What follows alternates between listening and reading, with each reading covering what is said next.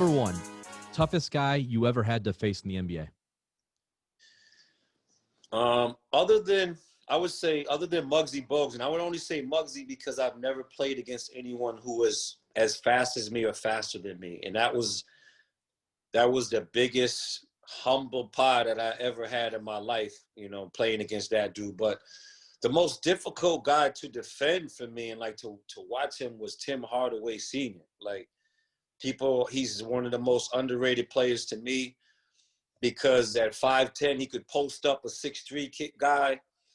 He could get 30, but he averaged 11 assists because he played with Chris Mullin and Mitch Richmond.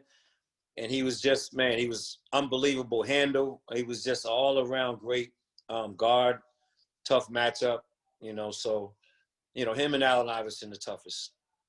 I hear AI a lot. Tim is somebody I think is very underrated. I mean, the crossover, we all know the whole, everything about his game, but he never really gets mentioned in those point guard conversations. You hear Stockton, Peyton, all those guys, which they obviously deserve to be up there. But those like 90s point guard conversations, Tim doesn't always get mentioned. And I'm thinking he was easily one of the better point guards of that era. Mark Price, another one, Terrell Brandon.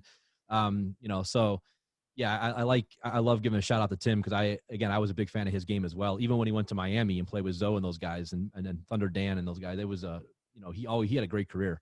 Right. Definitely. Okay, one more. As far as you offensively, who was the toughest guy on who guarded you during that era? Oh, there weren't too many guys. Oh, I would say Sedale 3. Really? Oh my goodness! Like I was so used coming into the league. He was there when I came into the league, and coming into the league, I was so used to being the fastest guy.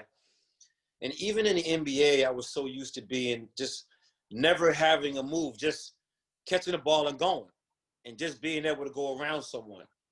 And I remember the first time catching the ball and going and running into his chest, backing up and going the other way and running into his chest. And I just never met someone who wasn't fast, but had unbelievable anticipation. And he taught me how to beat him. Unknowingly, he taught me how to beat him because I heard him telling another guy, Derek McKee, in the locker room after he beat me one-on-one, how he beats me. And he says, Dana doesn't have a double move. If he had a double move, he would beat me every time. So once I heard that, then I started between the legs crossover, or I would double crossover. So up until that point, I never knew anyone with the anticipation and the defensive prowess of Sedale 3.